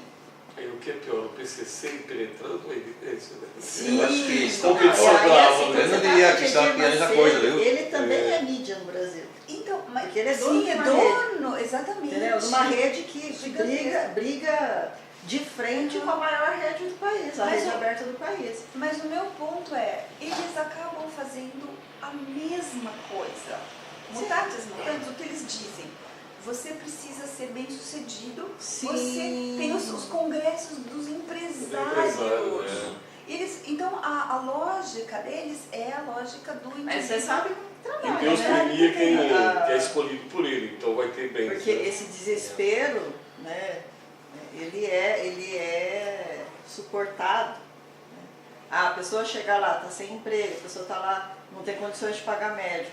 É uma rede, é uma rede que suporta isso. Não tem emprego, não tem marido, não casa, não tem família. Né? Essa rede vai lá, é um negócio, né? Exato. A rede vai lá. Eu resolvo todos esses problemas, só que metade do seu salário é meu. Exatamente. E você fica contente. Sim. Tem uma tese da menina ainda, doutorado aí do IFCH, que ela se envolveu nisso. E ela prova isso, exatamente o que você está falando. Não, mas isso não é só o Edir Macedo. A falha do bem-estar, são todas do as igrejas evangélicas. Não, então, mas no Brasil e no mundo, né, existe um número muito crescente assim, de igrejas, no sentido de Edir Macedo, que estão vendendo isso, assim, olha. Você que está desesperado, nós resolvemos o seu problema e essa lógica, né? Então, o dízimo, não sei quanta parte do seu salário é meu, mas a gente resolve isso. A gente está falando sempre do mesmo fenômeno, né? Do capitalismo liberalizado que eu vi muda o papel do ontem Estado. ou hoje de manhã no Facebook um gráfico que mostra que as pessoas estão deixando de assistir televisão e estão começando a usar cada vez mais os celulares para se informar. Sim. Então, né? Então tem portais muito interessantes na internet, né? Com um sistema de notícias que se contrapõe à Globo. Mas quando a gente diz que as pessoas estão deixando de ver as mídias convencionais e estão no Facebook... Não, no Facebook não, internet. Estão no celular, nas redes, né? Seja, onde estão as pessoas? Né? Mas esse fenômeno do celular ela viu mesmo a rede da igreja, na rede. Ficam ainda em círculos fechados. O Google, eu acho que foi o Google. É assim, a vida em 2 toques. Eu tenho um documentário. É a vida em 2 toques. Em 2 toques, né? 2 toques, você consegue todas as informações que você precisa. Então, de uma certa forma, as empresas estão deixando de circular em mídia aberta para ir na mídia do 2 toques, porque quero alguma coisa, entra no Google 2 toques. Esse é o ponto. Falando de mídia, E isso, né, é uma forma também de todas as pessoas que estão trabalhando com informações, as fake news e tudo mais, vai por conta disso. E assim, aqui no Brasil, a pessoa não tem televisão, mas ela tem até 2 celulares. Aqui é o único lugar no mundo onde tem mais celulares, o dobro de celulares do que população. Gente. Naquela conversa fiada do Amorim, ele colocou ontem o quanto custa para a Globo essa transmissão da Copa. São 126 jornalistas, é maior do que o número de jornalistas da Rússia. O quanto custou em termos de dinheiro e o porquê ela está fazendo isso. É interessante. Vamos passar no nosso grupo com essa conversa. Bom, deixa eu dar uma avançada. Bom, então o que tem ocorrido já, além de extinção, alteração na fenologia, ou seja, no aspecto das populações, né? Essa mudança climática tem levado. Então, alongamento de estação de crescimento das espécies pelo tempo, que está ficando mais tempo quente e menos tempo frio. As montanhas estão ficando mais quentes, então espécies de plantas que só encontradas aqui embaixo estão sendo encontradas em outros locais, né? E o que está complicando são as mudanças de estações e o tempo que isso leva. Então, por exemplo, a ativação do tempo da época de postura, isso tem uma grande, principalmente os animais migratórios, por exemplo, que migravam, chegavam naquele ponto e iam encontrar alimento. Era coincidente a produção de determinada população que servia de alimento para esse grupo. Isso está ficando descompassado.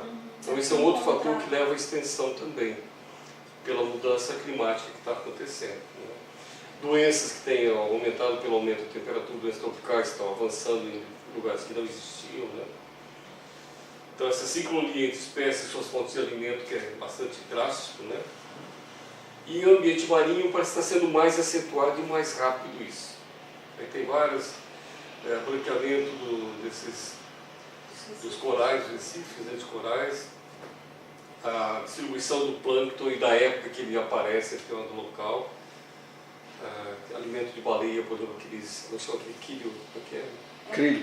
O krill, por exemplo, tem extinção de anfíbios que são mais sensíveis à variação de temperatura, está sendo bastante grave também, né? Alteração, inclusive, de dimorfismo sexual pela mudança do ambiente. Então, são coisas que têm acontecendo muito fortemente, né? Isso pelas ações antrópicas. Eu vou dar uma corridinha, depois eu vou disponibilizar, porque senão a gente tem, acho que, mais uns 20 slides aí. Aí pode disponibilizar, mas vamos ter que colocar que estão em processo de revisão. Isso. Inclusive, sugestões que vocês falaram, se puderem encaminhar para, não sei se vou lembrar de todas, lembrei bem aquela do tempo e espaço, né? Tem a gravação também, a gente pode ver com mais calma, né? Então, estamos eliminando hábitos naturais, como tirando floresta, vai sair tudo que tem ali em cima, então isso leva a extinções também, né? As grandes minerações, que além do impacto local, um rompimento, uma barragem, por exemplo, que aconteceu em Mariana, isso acontece no mundo todo, com petroleiras também, afeta uma área muito maior do que a área de exploração que ela tem, além de afetar também a reflexão de luz, né? A luz é diferente quando você bate numa floresta ou bate num ambiente claro desse. O albedo. O albedo, e com efeito estufa, isso vai ficar muito mais ali ainda dentro, né? Aí os vários locais, na Austrália, Carajás, México, setores que mais emitem gás de efeito estufa no Brasil, no caso. Desmatamento, 35%, energia, somente energia, que a gente tem usado bastante agora, energia petrolífera, através de compensação de tarifas e tudo ainda. Agropecuária, 27%. Mas quando eu pego o desmatamento que está ligado com a agropecuária, isso vai lá em cima, né? A agropecuária em si. Agora, quando eu pego o desmatamento que é decorrente junto a esses dois, ela é o maior fator aí. A indústria 6% e resíduos de modo geral é o menor aí em termos de emissões de gases de efeito estufa. Agora, quando a gente olha ali, só uma observação, quando a gente olha a energia, normalmente a gente está falando da produção de energia, né? Não no custo de instalação de uma usina e tudo. Tem essa coisa também do ciclo, né, de vida do empreendimento, né, o que é uma coisa importante. Eu realmente não sei como os cálculos são feitos, mas se você pegar isso como produção de energia dentro de um fluxo, vamos dizer, é um ano, né, 2013. Então é uma coisa que não se considera o que foi feito para construir o empreendimento. E também a questão do uso da energia. Se a gente pegar, e daí tem outros problemas, né? Você vê que não aparece em transportes, né? Então, transportes ele vai aparecer como nesses relatórios de emissão? Eles vão aparecer como um setor ele entra com energia ali, provavelmente. E daí ele responde por uma parte grande. Só que também daí é essa coisa que é a fotografia, que você não levar em conta. E as externalidades também, né? Que não são tão implícitas. E mesmo o que significou produzir aquela energia que ele está queimando. Porque é só o que ele está queimando, não é o ciclo de vida daquilo, né? Então, tudo isso para dizer que é uma parte da figura, é uma parte importante. A fotografia, mas é tudo subdimensionado. Né? Com certeza. Talvez podría ser complementado eso con el transporte, porque puede ser una fuente de emisión tan grande quanto da energia, né? A energia está dentro dessa energia usada no transporte. Não. O CO2 que se gerou na produção de energia, depois essa energia vai ser utilizada pelo transporte para produzir mais CO2. Então essa é a dúvida. A questão de que nesses inventários... Cada um desse ponto ele vai esmiuçar, seria uma outra conversa. No balanço de gases de efeito estufa do Brasil, eles não colocam a importação de fertilizantes, pesticidas, maquinária, porque isso é emissão em outros países. Mas que afeta o... Não, mas na verdade faz parte do mesmo sistema.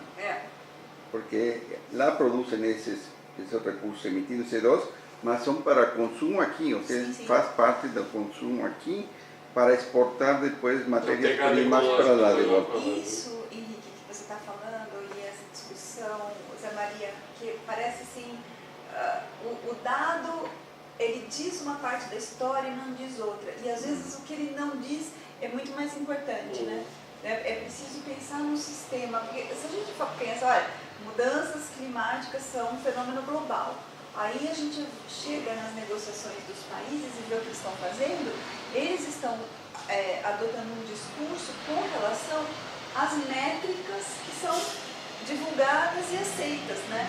E daí você vai escondendo uma parte importante do problema, que é essa interdependência sistêmica. Nós vamos ter uma aula para discutir a energia em si, geração e coisa assim, não? Mais ampla. Mas com esse enfoque não está contemplado. É um enfoque de economia política. Ou seja, hoje está sendo colocado que é necessário uma palestra sobre os bens comuns da humanidade. Sim. E outra palestra sobre análise de ciclo de vida, né? Essa que eu estou falando não é não sei se é disso que você está falando. Análise de ciclo de vida. Não é disso, não é exatamente da parte técnica.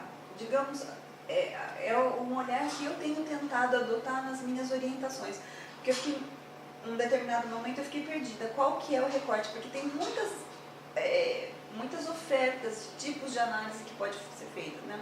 E daí eu decidi que eu ia, porque eu tenho que produzir teses agora, né? Os meus alunos têm que... E como que eu posso orientá-los de uma maneira que eu possa acreditar no que eu estou fazendo também, né? E daí eu descobri essa literatura sobre economia política internacional, que tem vertentes que trabalham com energia, com as mudanças climáticas. Análise de ciclo de vida tem em paralelo uma análise de geopolítica, né? E econômica também. Bom, eu vou dar uma aceleradinha sobre o que se paga e o que não se paga. A mudança do ambiente, aquela floresta que a gente viu para esse sistema simplificar, né? E a expansão da área agrícola para a área de mata, o mais recente, o Matopiba ali, né? Desculpa te interromper de novo, mas Matopiba, se a gente olhar, qual que é o bioma? O que tem ali?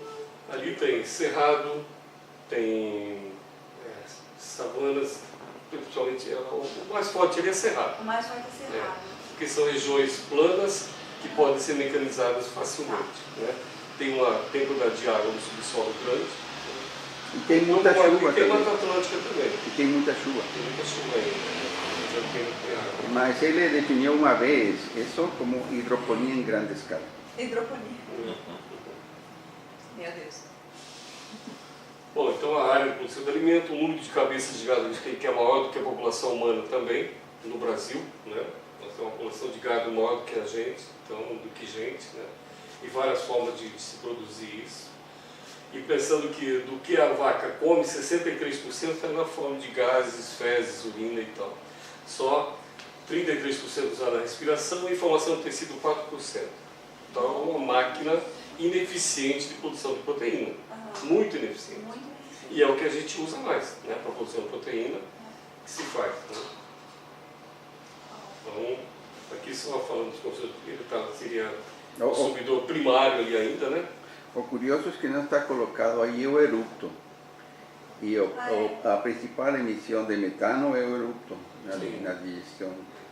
Mas eu acho que o gás está incluído Deve estar aí. colocando tudo, né? Deve estar junto com o gás. Não é só nas fezes, eu acho. Porque está gás. unindo a fezes e o gás. O gás tanto no... Aí imagina está saindo o metano pela boca dele. Eu vou colocar uma setinha ali, que a figura não tinha. Mas esse gás aí não foi tudo, na verdade. Mas tem uma setinha do gás que vai até a boca, né? Sai da boca, né? Entra pela boca. Bom. Não sai da boca. E aqui a emissão de metano por animais, então os bovídeos por quilo de animal, né? Búfalo, ovino, caprino, porco, dá para viajar aí também. Então vamos comer seres humanos, são muito mais eficientes. Meu Deus do céu. É um convite ao canibalismo? Vamos criar criança.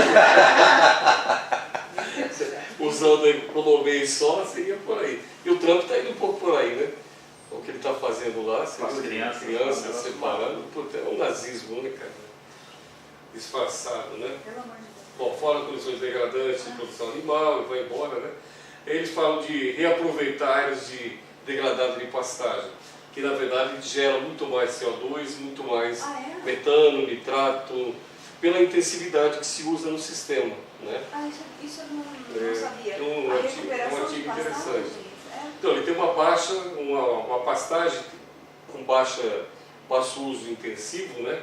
Passado por uma pastagem de alto consumo, então colocando cana ali, você vai adicionar adubo nitrogenado, que vai eliminar CO2, tem uma atividade maior no sistema. Né? Esse termo recuperação de pastagem é a custo de alto aporte de energia de insumos externos, que vai gerar mais. Porque eu pensava quando eu falo recuperação de pastagem, eu pensava numa coisa que pudesse ser feita com tecnologias diversas. Dá para fazer isso, fazer uma agrofloresta, por exemplo, uma agro-silvopastoril, mas não é isso normalmente, se intensifica a pastagem, não era que era uma pastagem de baixo rendimento, mas com aporte de insumos externos muito forte. Né? Então, pensando no manejo de pastagem, a conversão de pastagem para cana-de-açúcar pode aumentar ainda mais esse gás de efeito estufa, emissão de gases. Isso que eu ia te pedir.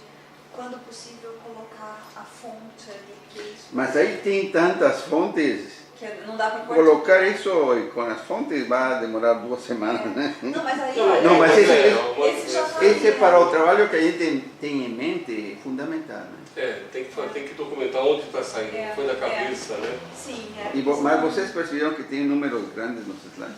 Então aqui, reforçando aqui lance da flatulência em todo lado, né? São 86, né? Faltam 30. E aqui falando das vários tipos de extinções, né?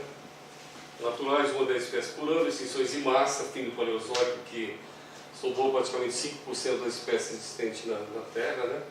E as extinções antropogênicas hoje, que são as mais gritantes, né? Arbusto solar, polar, gordinho, né? Ele era gordinho, né?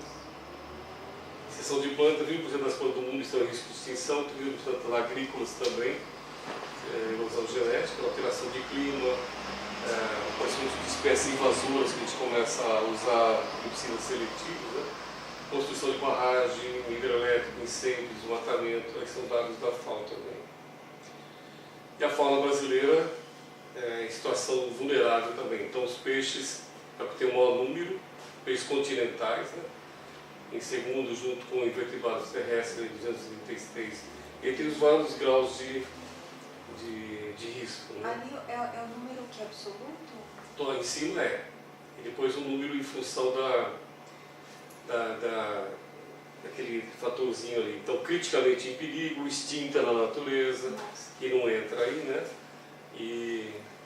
Quanto maior a faixa vermelha, maior a extinção. É mais grave o tipo de risco, de vulnerabilidade que ela tem. Os peixes e os batráceos, as rãs, são os mais suscetíveis, né? Em número relativo, não. Em número totais, sim. Né? Em número de vulnerabilidade, sim. Os anfíbios são mais pela fragilidade que tem que viver nos dois sistemas, né? E aqui a categoria de risco total na natureza, no caso do Brasil também, tá? Criticamente em perigo e vulnerável. São aquelas categorias ali no mercado. E quem faz esses cálculos? Aqui foi o... Como é que é o... Envio. Eu tenho, acho que a citação aí também. Aqui está, acho. Não está. O instituto que estão querendo distinguir com ele também, que Simbio. Então, o volume econômico da natureza das Américas é de 24 trilhões por ano, que é o equivalente ao PIB da região. 40% da biodiversidade está em espécie em risco de extinção. Né? Outro grande problema da destruição da cultura indígena, quando você dissolve uma cultura que tem toda uma... tem uma correlação de extinção de línguas e extinção da biodiversidade. Porque à medida que esses povos tradicionais vão sendo extintos, que está associado ao uso da língua, né? Você pega no Brasil quantas línguas, variações de língua tem que estão sendo extintas, e o conhecimento etnobotânico que ele tem vai junto. Né?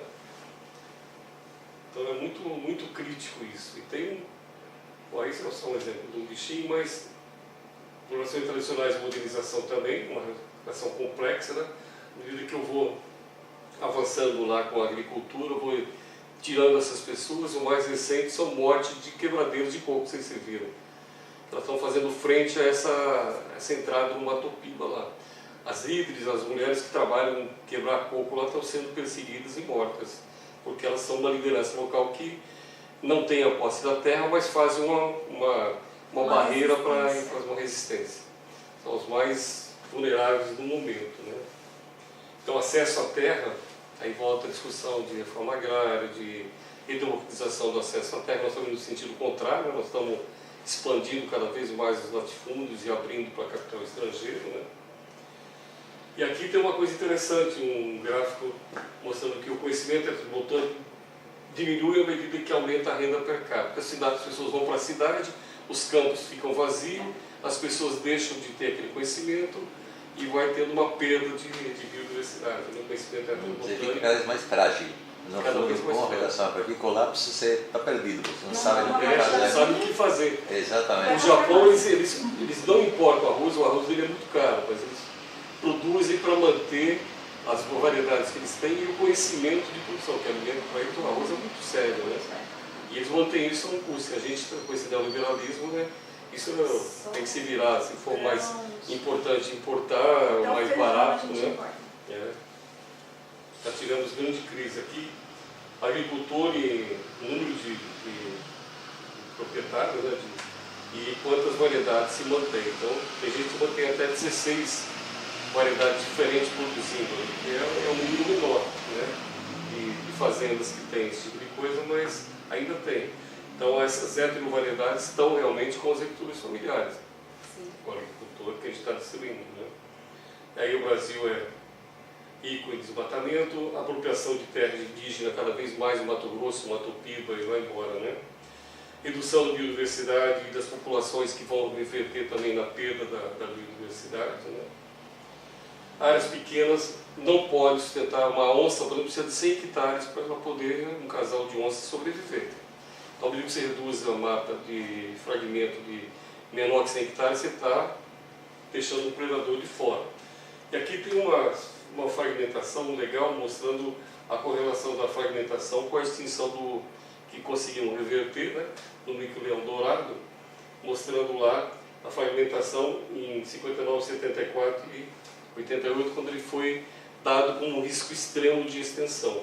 Ele como foi reduzindo a mata atlântica, né, a pontos pequenininhos, então fragmentos que não conseguiam manter ou tornar eles mais fragilizados para a ação do predador. Esse é o mapa da Bahia. É. Floresta da Bahia. É um pedacinho. É a região da Mata Atlântica da Bahia, ali, litoral do sul da Bahia, né, onde ele vivia. Mas é impressionante a aceleração ali, aquele fenômeno da grande aceleração que a gente estuda, né? Ali foi muito gritante. Faz muito sentido dentro desse só quadro geral. O tempo, né?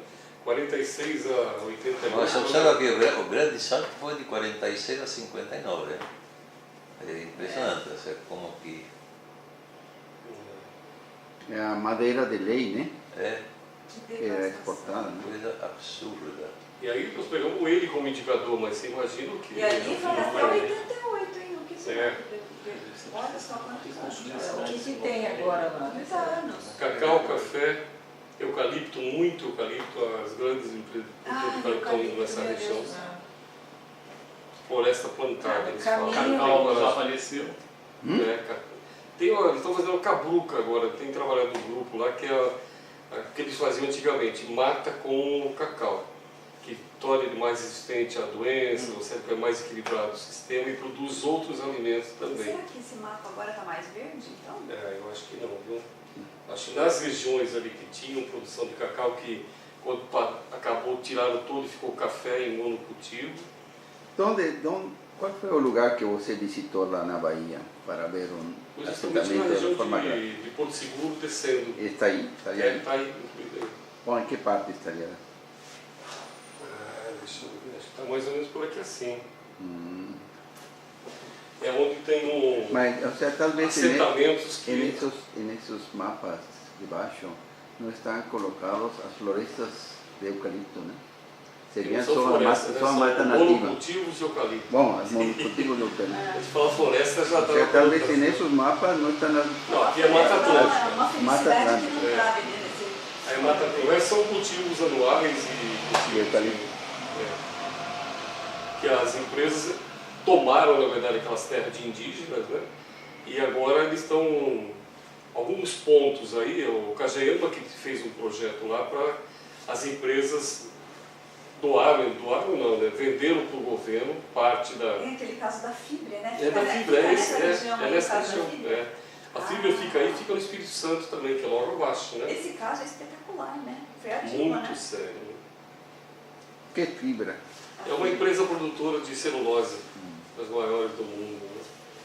E estão se juntando também com as grandes empresas de produção de veneno e coisas, estão se juntando, estão na hora. Porque é o agrobusiness. Aqui, só para ter uma ideia, Pedro e Biodiversidade, Estados Unidos, mais de 90% das árvores frutíferas já não se cultivam mais, que eram cultivadas no começo do século XX. No México, 20% das variedades documentadas em 1920 existem hoje. Meu Deus. República da Coreia, 20% das variedades locais. Isso aí estão falando mais de agrobiodiversidade agora, né? Então, em nível mundial, uma redução de 80% a 90% das variedades conhecidas se perderam. Zé Maria, coloca a fonte depois. Coloca. Eu quero muito. E aqui os desafios, escalares, áreas agrícolas, para a agrofloresta, né? Em áreas urbanas, planejamento espacial, infraestrutura, e dá para detalhar, não vai dar para discutir cada um desses, a gente vai ficar, mas ele vai ficar disponível para dar uma olhada depois. Integrar áreas, as agendas que não são integradas de água, floresta, energia, recursos hídricos, infraestrutura. Então, essas seriam recomendações para a universidade. Sim. Para o centro Para a de gente, pesquisa. de modo geral, também para discussão, né? E os benefícios da restauração são 10 vezes superiores aos custos. E quanto mais se degrada, mais esse custo vai ficando maior, né, para recuperar. E alguns recuperaram, como perda de biodiversidade, você perdeu um material genético, não tem mais, né? E o legal é que a FAO começa timidamente, mas falar em mudanças que ela sempre falou do agronegócio, agora a Globo fala toda hora, mas ela está falando de agroecologia, no giro histórico de sistemas mais sustentáveis de produção, né? Está acabando. Aqui as cosmologias que a gente tem de mudanças, né? Por exemplo, atual é uma frase do Boff, né? Da conquista, dominação, exploração, mecanicista, determinista, atomista, reducionista, por força dessa cosmovisão, na verdade, que nós estamos com essa perversa contradição de 20% da população mundial, na verdade, dominar e consumir 20% dos recursos mundiais, né? Então, metade das florestas destruídas, 65% das terras agricultáveis comprometidas com degradação, 5 mil espécies de vida anualmente desaparecem, mais de 1.000 agentes químicos sintéticos entram. E dura que é uma outra linha, mas se você pegar a Agência Nacional de Água e as limitações que tem, você tinha pouca restrição de produto, né? Não pode ter tal e tal. Agora, cada vez mais, pode ter um monte de produto e cada vez mais o limite de quantidade que ele é permitido na água ou nos alimentos vai aumentando. Quer dizer, o que está ocorrendo no Brasil durante a Copa?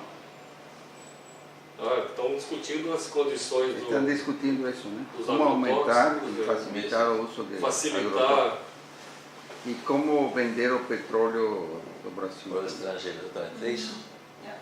É o momento de dar os grandes golpes que ninguém olha. Distrair o pessoal, né? Nem pão, né? Só circo. Porque o leite deve dizer que está R$4, R$5 o litro, que era 2 e pouco. Estava vendo hoje o noticiário por conta desse greve de caminhoneiro que jogou, deu uma defasagem aí. Bom, então esse interesse econômico especulativo aí dá para viajar na questão do modelo econômico, né? De várias formas. E os paradigmas da humanidade que passou de competitividade, que era a solidariedade, que devia ser aquele somar causal, a gente pode discutir em outras aulas da gente, né? Aí os promotores da desgraça e os sonhadores também, né? E aí aquela frase que a natureza produz o suficiente, mas nada mais além do suficiente, né? Quase Martin King também, nós somos poucos, muita formação acadêmica e pouco abraço, comemos demais e não dividimos a comida, aprendemos a voar no espaço, nadar com os peixes, mas não aprendemos a amar com os irmãos. Então, essa volta às origens que a gente tem que resgatar é a única forma, né? Então, você tem uma sociedade, tem que ser invertida a situação, né? Que a gente tem hoje.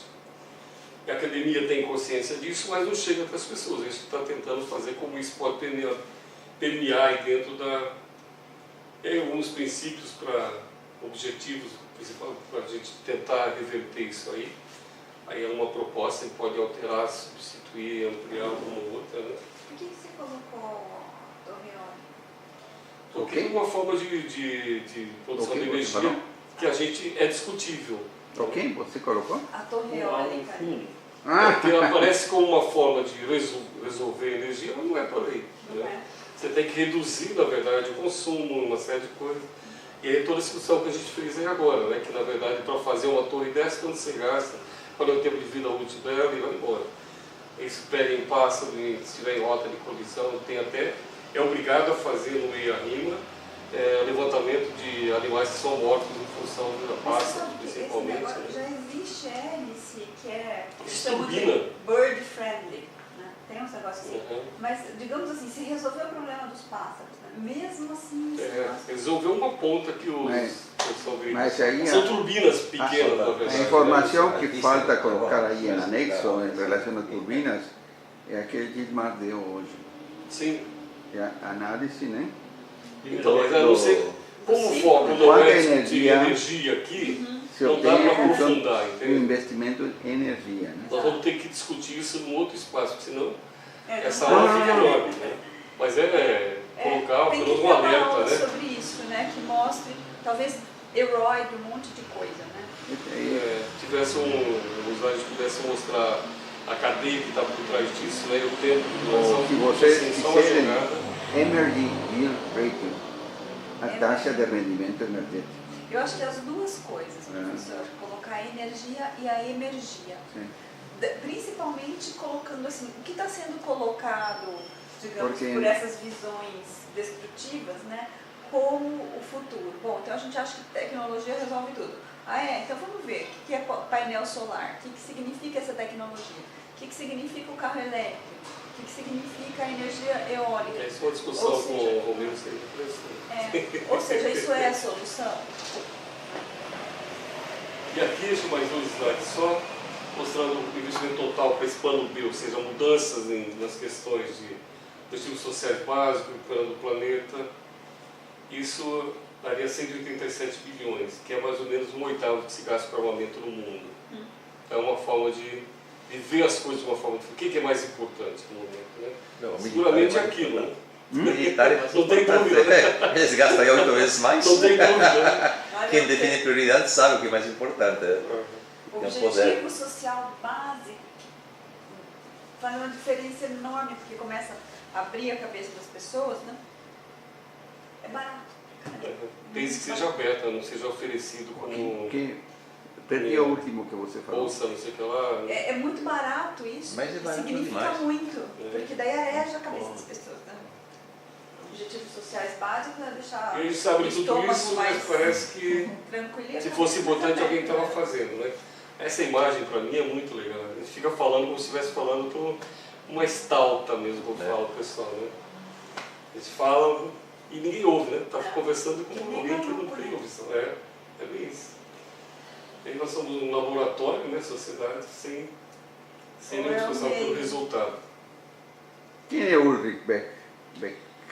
A Sociedade do Risco, né? Ele escreveu A Sociedade do Risco. Parabéns, a Maria, ficou muito